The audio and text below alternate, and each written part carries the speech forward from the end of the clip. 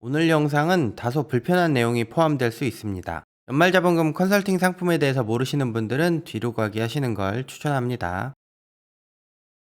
저는 컨설팅 일을 하면서 일하는 것에 대해서 뿌듯함을 느낄 때도 있지만 가끔은 현타가 오는 그런 일들도 있습니다. 실태조사 소명 관련 업무 중에 하나인데요. 그 중에서도 연말자본금 상품과 관련한 일입니다. 2023년 11월쯤엔가 연말자본금 사기 유형이라는 통화 녹음을 영상으로 올린 적이 있어요. 연말이 되면 컨설팅 회사 명함으로 영업사원들이 결산 대체 상품들을 파는데 연말자본금 컨설팅 상품? 이렇게 부르곤 합니다. 건설회사 임직원들은 이 건설회사 자산으로 인정이 되는가 아닌가 이게 궁금하잖아요. 그런데 여기에는 건설회사가 알지 못하는 엄청난 문제가 있습니다. 컨설팅 업계에서도 이런 것을 굳이 알리려고 하지도 않고 폐쇄된 정보가 있어야만 돈을 버는 구조다 보니까 굳이 이야기하려고 하질 않아요. 이런 사기 수법들이 점점 심각해지고 있는 것 같아서 저는 그 통화 녹음을 올렸던 거고요. 이게 왜 심각한지에 대해서 오늘 이야기해 보려고 합니다. 아니 내가 건설업 20년 했는데 옛날에도 잔고증명 해준다는 거 그런 거 있었어. 그게 뭐가 사기라는 거야? 옛날부터 너희 업자들이 그냥 다 그렇게 해왔던 거 아니야?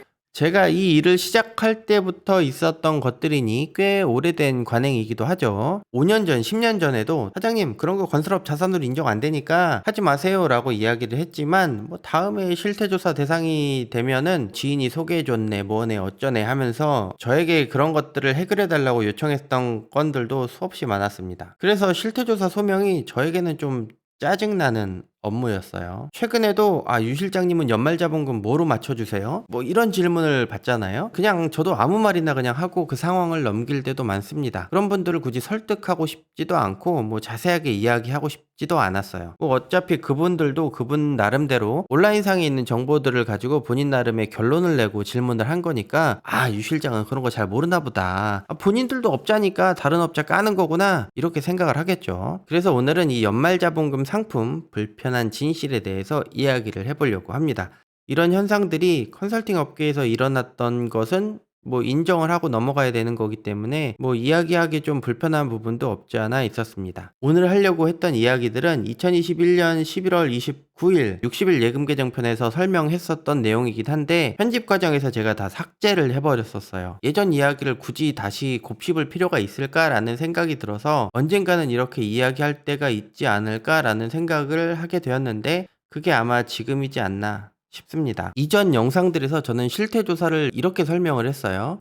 국토교통부가 조기 경보 시스템이라는 시스템에 의해서 건설 회사들의 자료를 수집해서 실시간 감시하는 것처럼 처벌을 하기 위해서 명단을 만들고 그걸 처벌을 한다. 이렇게 설명을 했죠. 어느 날 갑자기 국토교통부에서 이제부터 건설 회사를 우리가 감시해야지? 이렇게 시작이 된 게 아니에요. 특정 몇 가지 사건들이 있었는데 오늘은 그 사건에 대한 이야기입니다. 이 실태조사가 생긴 이후에 컨설팅 상품들이 어떻게 개입이 되어 있는가에 대해서 이야기를 해보려고 합니다. 이 사건이 복잡한 건 아니지만 이 사건의 배경이 더 중요합니다. 그 시절 시대적 배경에 대해서 이야기를 해보는 게 좋을 것 같아요. 우리가 건설공사 대장 통보 시스템이라고 알고 있는 이 키스콘은 2003년도에 생겼습니다. 그런데 제가 이 영상에서도 이야기했지만 키스콘이 생긴 이유는 건설공사 대장 통보 시스템을 만들기 위해서 생긴 게 아니에요. 건설회사들이 어느 날 갑자기 너무나 많아지니까 이 건설회사들을 관리하기 위해서 이 건설회사들의 정보를 데이터베이스화 하기 위해서 만들어진 겁니다. 건설회사가 왜 많이 생겼을까에 대해서 이야기를 해봐야 되겠죠. 1990년대 말에 우리나라 건설회사에는 여러 가지 사건들이 있었습니다. 삼풍백화점과 성수대교 붕괴 사건들이 있었죠. 그 이전에도 건설업계의 부실공사 논란은 있긴 했지만 이 두 가지 사건이 가장 큰 이슈화가 됐었죠. 더 높은 지식을 필요하게 됐고 그것을 가리키게 되었습니다. 그런 사람들이 2000년대 초반에 사회에 나오기 시작했어요. 그것뿐만 아니라 우리나라의 IMF를 거치면서 대형 건설 회사들에게 공사를 하도급 받는 하청업자들,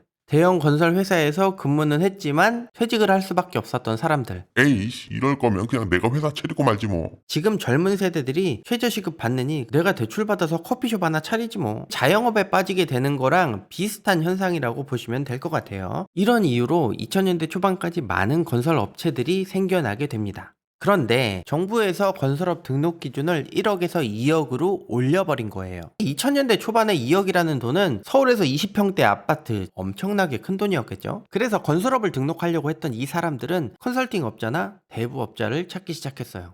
돈을 빌려서 건설업을 등록을 하는 거죠. 자, 그때 당시에 등장했던 게 건설업 컨설팅 상품이었어요. 컨설팅 업자한테 돈만 주면 다 해준대. 이 연말자본금 상품을 이용해서 건설 회사들을 만들어내곤 했습니다. 작년 12월 달에 전문건설협회에서 하는 실질자본금 교육을 갔다 왔는데요. 강사가 회계사 분이셨는데 이런 코멘트를 하시더라고요. 강남구랑 서초구에서 사업하시는 분들, 그쪽 지역 담당 주무관들이 실질자본금 이거를 너무나 민감하게 보니까 이거 잘 알아두셔야 돼요. 이런 코멘트를 하더라고요. 절반은 맞고 절반은 틀린 얘기예요. 자, 2000년대 초반 이렇게 건설업을 만든 사람들이 어디로 몰렸을까? 바로 강남역이었어요. 강남역을 주변으로 왼쪽은 서초구, 오른쪽은 강남구예요. 그때는 사무실 면적 제한이 있었기 때문에 강남에 있는 10평 남짓한 오피스텔을 빌려서 건설회사를 창업하곤 했어요. 강남, 서초, 송파 이런 지역은 건설업을 등록하러 담당 주무관을 만나게 되면 이 책상 한쪽에 이만큼씩 쌓여있곤 그랬어요. 매일 한 개 업체 이상씩 계속 등록 신청을 했다고 보면 되겠죠. 건설업 담당 주무관들이 업무량이 많으니까 일단 건설업 등록 기준을 계속 쳐다볼 수밖에 없었겠죠. 그쪽 지역 담당자분들은 건설업 규정에 대해서 빠삭할 수밖에 없었어요. 그에 반해서 저기 지방에 있는 소도시들은 어이구 건설업 등록하러 오셨어. 자기 지역에 회사가 하나 생긴다니까 좋았던 거예요. 편의를 봐주는 것도 없지 않아 있었지만 그런 등록 기준 부분에 있어서 조금 쉬쉬하고 봐주는 그런 현상들도 없지 않아 있었습니다. 우리 회사와 다른 회사 간의 경쟁, 사업주와 근로자들의 분쟁, 좀 더 재미난 분쟁이 하나 있었는데 예를 하나 들어드리면 2000년대 초반에 6월이나 7월쯤 되면 회사를 인수하는 사람들이 갑자기 많아져요. 어떤 특정 지역으로 이사를 가는 거예요. 뭐 예를 들면 강원도, 여름이 오면 비가 많이 오면서 어떤 특정 지역에는 물난리가 나는 거예요. 그러니까 자연적으로 그쪽 지역에는 공사 발주량이 많을 수밖에 없었어요. 회사를 인수하거나 혹은 설립해서 그쪽 지역으로 갖다 놓는 거예요. 회사를 여러 개 운영하시는 분들이 뭐 그게 발전된 형태라고 보면 되죠. 그런데 여기서 문제가 생겨요. 그쪽 지역에 있었던 사람들은 외지인들이 들어와서 공사를 다 수주해 가는 거예요. 어떤 토박이들에게는 이게 너무나 싫었던 거예요. 저한테 업무를 의뢰하신 분 중에서 그 지역 토박인데 외지 업체가 들어와가지고 공사 수주하는 게 너무 마음에 안 든다. 1등한 회사를 떨어뜨릴 수 있는 방법을 자신의 변호사한테 이야기를 해주면 우리가 소송을 통해서 이 회사를 쫓아내겠다. 이 방법을 알려달라. 그 정도로 분쟁이 심했던 거예요. 뭐 시대적인 배경, 뭐 지역적 배경, 이런 분쟁, 이런 세 가지의 배경이 있었어요. 이 사건이. 이 사건은 왜 일어나게 된 걸까? 2008년도까지만 하더라도 기존에 있었던 사무실 면적 제한을 풀어줄 정도로 경기가 좋지가 않았어요. 그런데 2008년에 이명박 정부가 출범했다. 500여만 표라는 역대 최대 표 차이로 당선된 대통령이다. 왜? 경기가 안 좋았으니까. 다 아시겠지만 전국을 건설 현장으로 만들겠다는 등 건설회사 사장 출신이잖아요. 이제 건설업계에서는 난리가 난 거죠. 그 4대강 사업이 일어나는 지역에 회사들을 이전하기 시작하는 거야. 부실회사들이 생겨났다. 회사를 이주하는 현상들도 일어났다. 분쟁들이 생겨났다. 저 회사? 페이퍼 컴퍼니 아니야? 특정 지역을 언급하진 않겠지만 경찰서에서 이것들을 조사하기 시작했어요.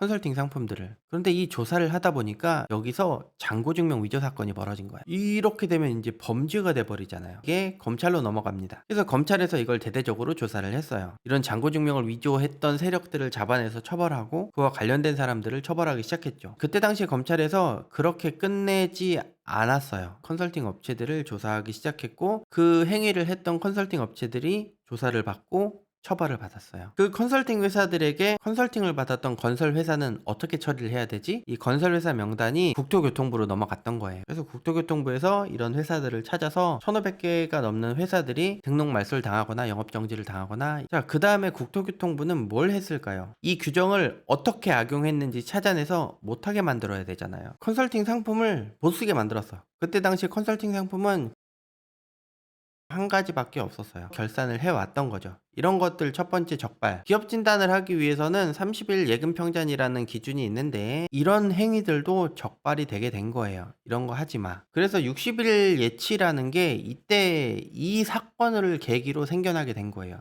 너희들 30일 동안 어디서 돈 빌려온다고? 그럼 60일도 빌릴 수 있어? 해볼 테면 해봐. 제가 예금편에서 이야기했었던 60일 규정이 그래서 생겨나게 된 거예요. 컨설팅 상품들을 사용하지 못하게, 그리고 30일 동안 하지 못하게, 그래서 60일 규정이 생긴 거라고 보면 돼요. 그게 2010년도입니다. 자, 여기까지가 실태조사가 생긴 진짜 이유예요. 컨설팅 상품을 못 쓰게 했지만 컨설팅 상품을 계속 쓰던 사람들에게는 또 다른 대체 상품을 찾을 수밖에 없는 상황이었어요. 컨설팅 업자들은 또 다른 상품을 만들어내기 시작을 했고 소비하는 사람들이 없어지지가 않았어요. 그래서 그때 당시에 파생된 게 뭐 특허권, 매출채권, 뭐 아무튼 여러 가지 그런 여러 가지가 기존에 있던 것들의 파생 상품 개념으로 다 이제 또 시장에 또 팔리기 시작을 했던 거예요. 결국은 주기적 신고 제도를 폐지하면서 매년 실태조사를 실시하는 걸로 원칙으로 이제 바꿨죠. 그리고 이 건설업 기업 진단을 매년 하는 실태조사에 적용함으로 인해서 지금의 실태조사 제도가 자리를 잡게 되는 겁니다. 그래서 현행 조기 경보 시스템이 생겼습니다. 더 이상 사람들은 컨설팅 상품을 소비하지